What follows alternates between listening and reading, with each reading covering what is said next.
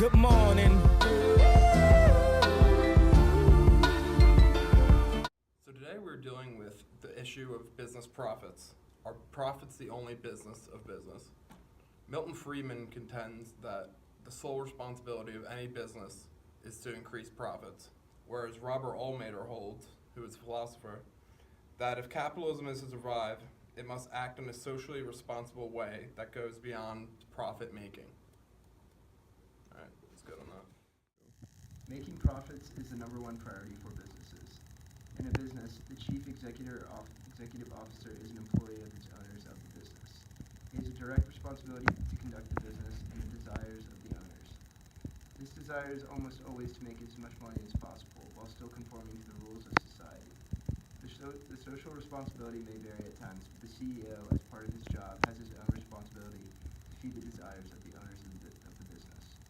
An example that Milton Friedman uses is increasing the price of a product. Although increasing the product might cause inflation, which is against what's best for society, his objective is to see the corporation first and make his decision on what would be best for its owners and the business as a whole.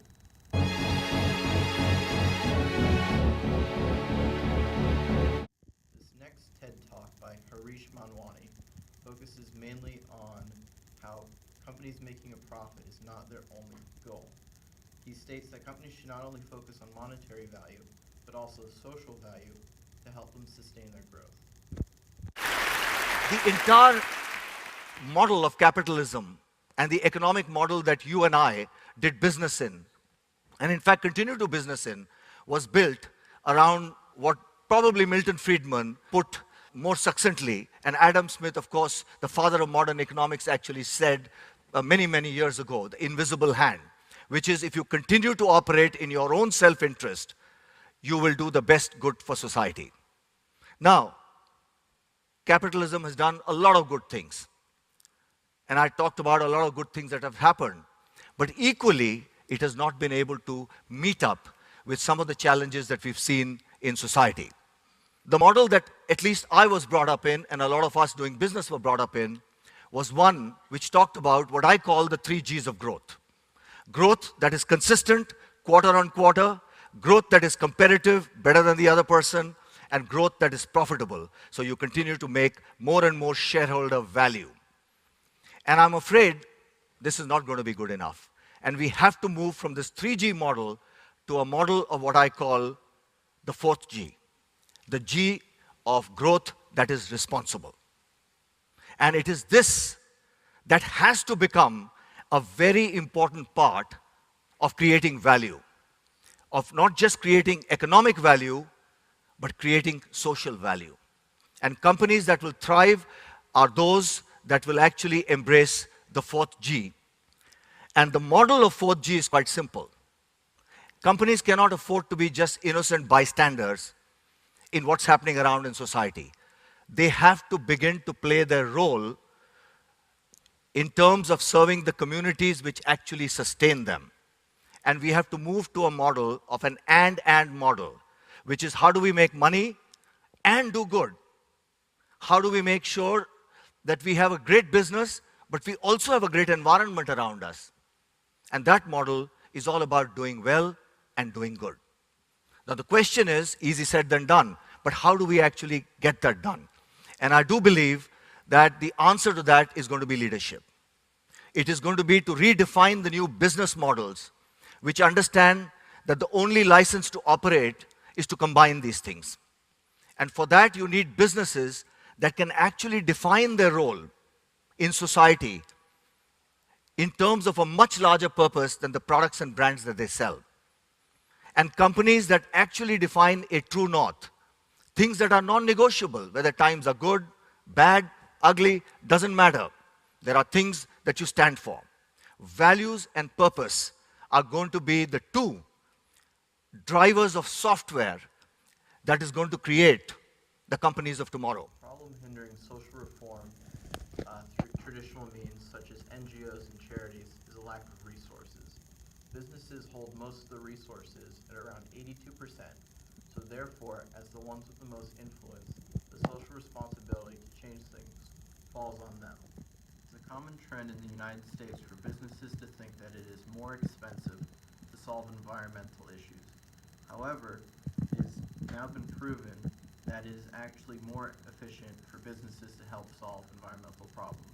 If a company that has a factory that's giving out lots of pollution, if they make it more efficient in the long run, it'll actually save them millions of With dollars. social problems. Well, one line of thinking is, well, let's take this profit and redeploy it into social problems. Business should give more, business should be more responsible. And that's been the path that we've been on in business. But again, this path that we've been on is not getting us where we need to go. Now, I started out as a strategy professor, and I'm still a strategy professor. I'm proud of that. But I've also, over the years, worked more and more on social issues. Worked on healthcare, the environment, economic development, reducing poverty. And as I worked more and more in the social field, I started seeing something that had a profound impact on me and my whole life in a way. The conventional wisdom in economics and the view in business has historically been that actually there's a trade-off between social performance and economic performance. The conventional wisdom has been that business actually makes a profit by causing a social problem. Classic example is pollution. If business pollutes, it makes more money than if it tried to reduce that pollution. Reducing pollution is expensive, therefore businesses don't want to do it. It's profitable to have an unsafe working environment. It's too expensive to have a safe working environment. Therefore, business makes more money if they don't have a safe working environment. That's been the conventional wisdom. A lot of companies have fallen into that conventional wisdom. They resisted environmental improvement. They resisted workplace improvement. That thinking has led to, I think, much of the behavior that we have come to criticize in business, that I come to criticize in business. But the more deeply I got into all these social issues, one after another, and actually the more I tried to address them myself personally, in a few cases through nonprofits that I was involved with, the more I found actually that the reality is the opposite. Business does not profit from causing social problems, actually not in any fundamental sense. That's a very simplistic view. The deeper we get into these issues, the more we start to understand that actually business profits from solving social problems. That's where the real profit comes. Let's take pollution. We've learned today that actually reducing pollution and emissions is generating profit, saves money, makes the business more productive and efficient. It doesn't waste resources. Having a safer working environment actually and avoiding accidents, it makes the business more profitable because it's a sign of good processes. Accidents are expensive and costly. Issue by issue by issue, we start to learn that actually there's no trade-off between social progress and economic efficiency in any fundamental sense. Another issue is health. I mean, what we found is actually health of employees is something that business should treasure because that health allows those employees to be more productive and come to work and not be absent. Businesses mainly focused on making profits and argued this standpoint often used the freedom of capitalism as the backbone of the argument. However, what they seem to neglect or either choose to be ignorant of is that capitalism's main point was solving and meeting important needs rather than competition. Although it implies cost, it is profitable management strategy because it generates long-term credibility and trust that are necessary to a company in the relationship with the ones that it depends on, respectively the shareholders. Companies are not always socially responsible. In this video, we are able to see two examples of well-known companies and how they neglect their social responsibility. ExxonMobil put themselves in the middle of a conflict between the local Achinese wish for independence and the militaristic government. But of course, ExxonMobil were on the government's side. In 1998, they were accused of supplying bulldozers and machinery to dig mass graves. In order to protect themselves from the local campaigners, ExxonMobil started paying soldiers to work as their private security. What was known as Exxon's army resulted in a lawsuit filed by 11 civilians who claim Exxon was paying the Indonesian military $6 million a year to conduct torture and extrajudicial killings. The case is still in progress. 5. Walmart. Did you know that 111 Walmart employees were killed in a fire in unsafe conditions in 2012? Maybe you knew that Walmart employs underage people, or that Walmart pays off officials to keep all of this secret. Well, it's all true, with the caveat that these employees actually work in overseas factories where over 50% of Walmart stock comes from. The factory that burned down was in Bangladesh, and children that provided labour actually make up the majority of international workers.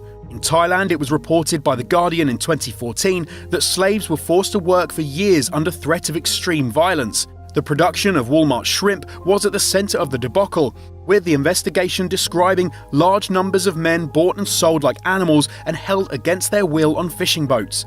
Those who managed to escape the boats told of 20-hour shifts and execution-style killings. Bear that in mind next time you're making some gumbo. 4. Coca-Cola. It's no secret that sugary drinks are bad for you, but what Coca-Cola does keep quiet are the shady practices behind the production of the world's favourite soft drink. Investigative journalist Michael Blanding uncovered the water wars raging in India between local communities and Coca-Cola bottling plants, as well as a contamination of Indian Coke by pesticides. Blanding talks of at least 3 towns where water reserves have dried up shortly after Coca-Cola plants have opened. Water that is not only used for drinking, but also for raising food crops. Successful campaigning managed to get a plant in Kerala closed down in an unprecedented event. Today, Coca-Cola claims to be harvesting rainwater instead of depleting reserves, but Blanding says droughts make this impractical. So it amounts to lip service. Coca-Cola's position in India is strong and doesn't look to be changing anytime soon. 3. Nestlé. A report authored in 1974 by Mike Muller was called The Baby Killer and spoke of the horrors infants were experiencing in the less economically developed countries of Africa, Asia and Latin America. Babies were dying of malnutrition and diseases that were entirely avoidable. Why?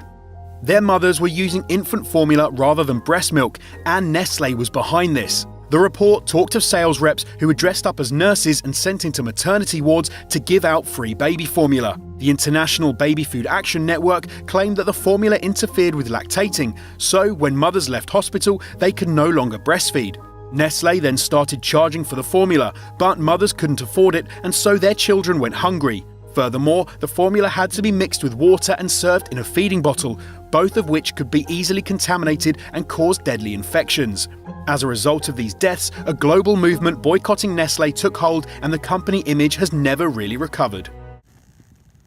That is just 2 examples of how harmful it can be when companies neglect their social responsibility. Corporations should still follow basic moral values set up both legally and in morality, such as not polluting air or water, not doing excessive damage to nature, and providing a safe working environment for all of its workers and employees. In conclusion, Friedman's argument is not strongly supported by many, as his stance is very extreme. Friedman's view was more popular in the early 20th century, as it was not strange to see workers in very bad work conditions. As times have changed, so is the view on how companies should practice social responsibility. The argument for social responsibility is supported by most companies, as most companies value their public image almost as much as they value their profits. In the modern day and age, when companies must be mindful of their public image, a single collapse in social responsibility may cause the company to lose millions. For the consumers, this change in how business is done is definitely a change for the better, but for the companies themselves, it has made it harder to manage their public image and made it more expensive for companies to operate, as acting responsibly sometimes comes at a cost. Yeah, ooh, my life be like